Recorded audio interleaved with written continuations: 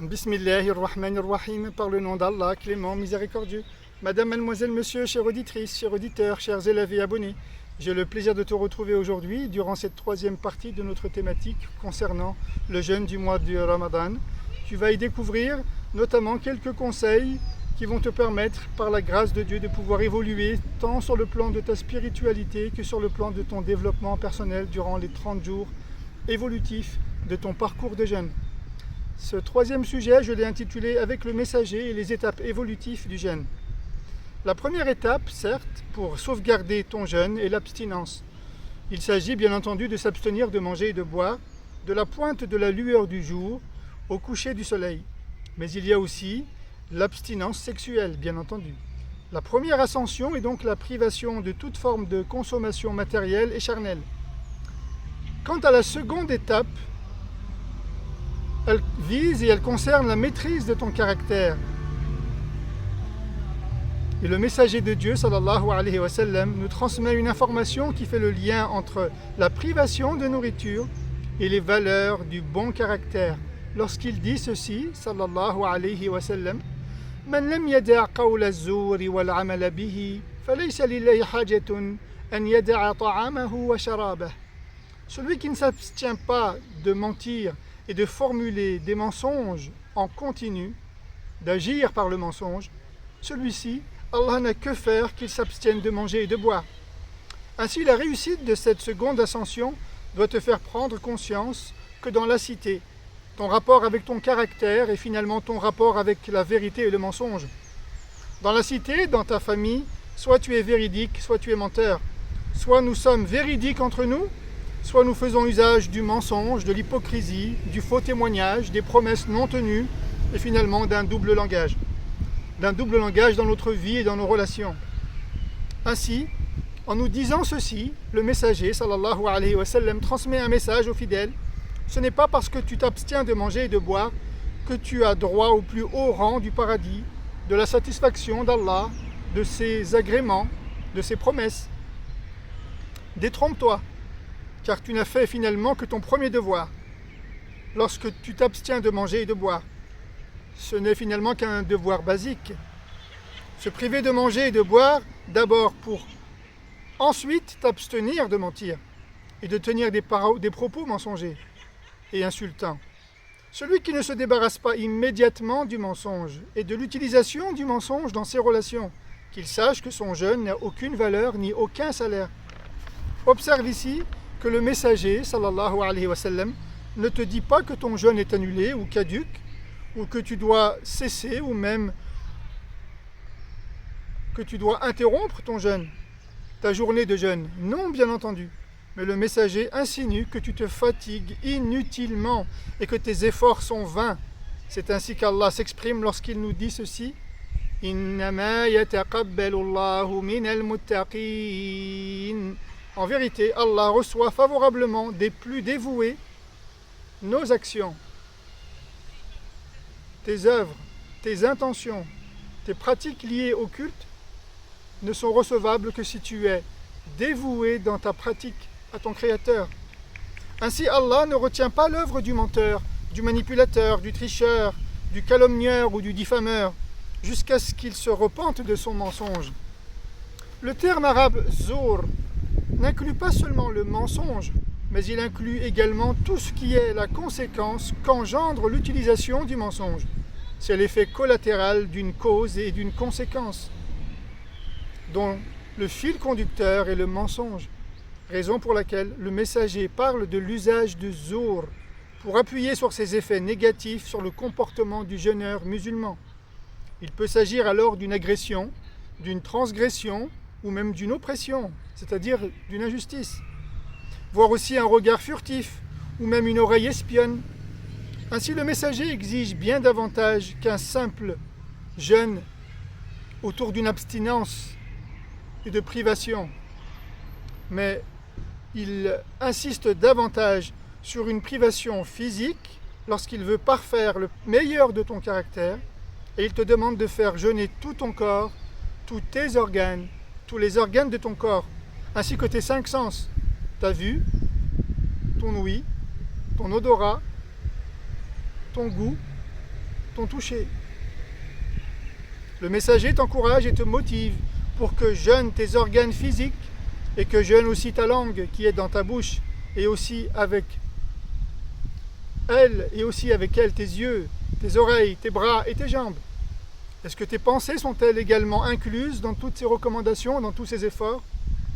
Si l'on observe l'un des objectifs à atteindre durant ce mois de Ramadan, qui est la piété, la dévotion, à travers une pratique constante que tu dédies à Dieu, alors certes, la finalité pour y arriver est de tout mettre en œuvre pour y parvenir.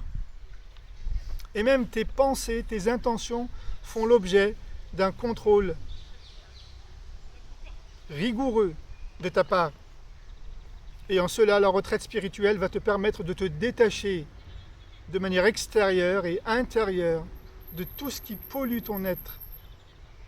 Et je pense que la solution se trouve effectivement dans la sunna du prophète, sallallahu alayhi wa sallam, lorsqu'il s'impose une retraite spirituelle dans la mosquée durant les 10 dernières nuits de Ramadan. Ainsi, le meilleur d'entre nous est celui qui réalise, en plus de son travail dans son activité professionnelle, qui réalise en même temps une sadaqa, une janaza, une ziyara, c'est-à-dire que pendant le jour, il s'active et que pendant la nuit, il prie.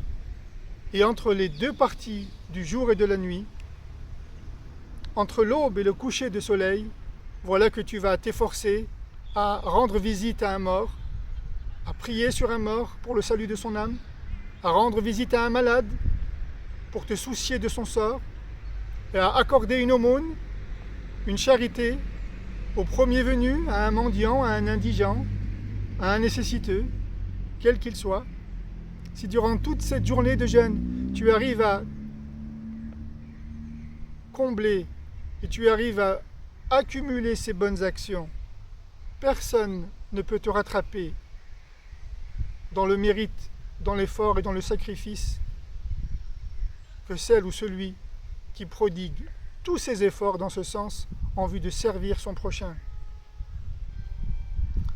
Pendant le jour, et qui s'active pendant la nuit, à prier une partie de celle-ci et une autre partie à méditer.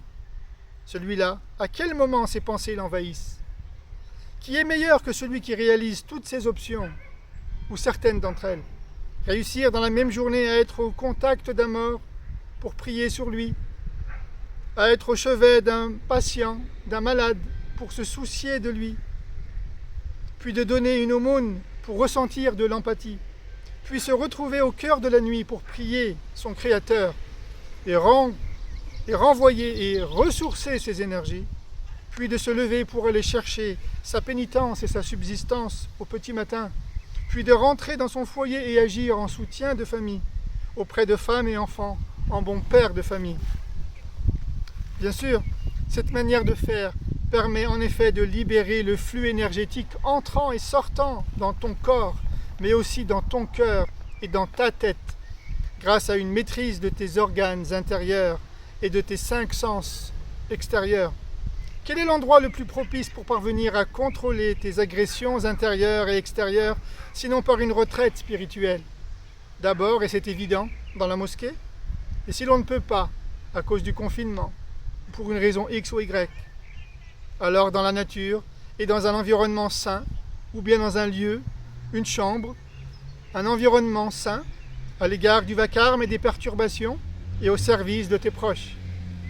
Le but de cette démarche est de chercher à se réapproprier son corps et son esprit. Et pour ce faire, il faut s'imposer des moments de silence, de calme, de tranquillité et s'écouter. Descendre en soi-même et écouter son moi personnel et être attentif à ses humeurs et à ses états d'âme cachés et intempestifs, c'est-à-dire agités. Tu filtres ainsi tes informations qui s'y trouvent et tu fais le tri sélectif entre toutes tes pensées. Le tout est d'en extraire les plus agressives, les plus nocives. Et c'est quand tu arriveras à faire ce petit travail sur toi-même que tu parviendras alors à perfectionner la noblesse de ton caractère. Et c'est le but de cet exposé, raison pour laquelle le messager d'Allah nous apprend ceci. إنما بعثت لأتمم مكارم الأخلاق وفي رواية لصالح الأخلاق. Je n'ai été envoyé certes que pour parfaire les caractères. Aussi, pour compléter la tradition prophétique, allons ensemble comprendre les avantages, les bénéfices et les aspects corano-thérapeutiques du jeûne à travers le Coran, et notamment dans le récit fabuleux de la mère de toute l'humanité, Marie. Ainsi, dans sa sourate 19, signe 26, voilà ce qu'elle dit lorsqu'elle présenta l'enfant Jésus aux enfants d'Israël. وَإِمَّا تَرِيَنَّ مِنَ الْبَشَرِ أَحَدًا فَقُولِي إِنِّي نَذَرْتُ لِلرَّحْمَنِ صَوْمًا فَلَنْ أُكَلِّمَ الْيَوْمَ إِنسِيًّا. Et lorsque tu verras très certainement parmi les hommes quelqu'un, tu diras alors: j'ai promis au miséricordieux un jeûne dans lequel je n'adresserai la parole à aucun humain aujourd'hui.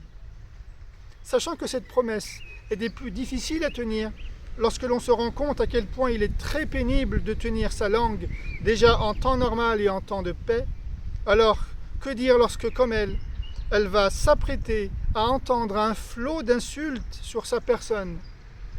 Quand elle leur présentera le petit Jésus, que pensez-vous qu'il aille lui arriver?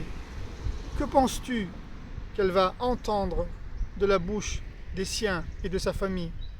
Elle entendra son honneur, son nom, sa lignée et sa dignité bafouées par les enfants d'Israël, ou une grande partie d'entre eux. Que penses-tu alors d'un mois de Ramadan dans lequel il faille que tu tiennes ta langue, de l'apparition du jour à son coucher? Crois-tu que tu y parviendras? Crois-tu que tu y arriveras? C'est ainsi que ton Seigneur est miséricordieux à ton égard et ne t'a pas demandé de faire un jeûne en t'abstenant de parler, mais il t'a seulement demandé finalement de t'abstenir de manger et de boire. J'espère que tu vas prendre conscience de ces propos, de les méditer, de les réécouter et de pouvoir ainsi parvenir à évoluer dans ta spiritualité. Je te remercie pour ton écoute. Je te prie de diffuser, de partager, de t'abonner. Et à très bientôt pour la 4e et dernière partie de cette thématique. Wassalamu alaikum wa rahmatullahi wa barakatuh.